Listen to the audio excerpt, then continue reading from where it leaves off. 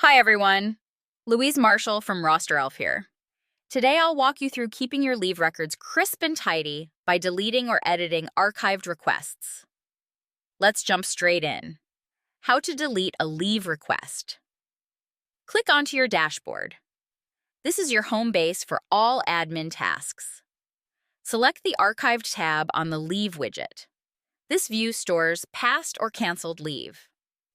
Find the leave entry you wish to remove and click it. A detailed window will appear. Choose Delete. RosterElf will ask for confirmation. Confirm the deletion. The leave request disappears instantly, keeping your data accurate. How to edit an archived leave request. Click onto your dashboard. You'll start from the same familiar place.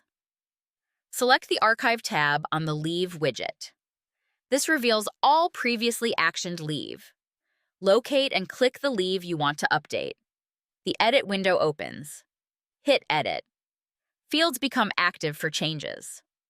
Adjust the dates, then press OK. RosterElf records the new time frame. Change the leave type if needed. For example, swap from annual to sick leave.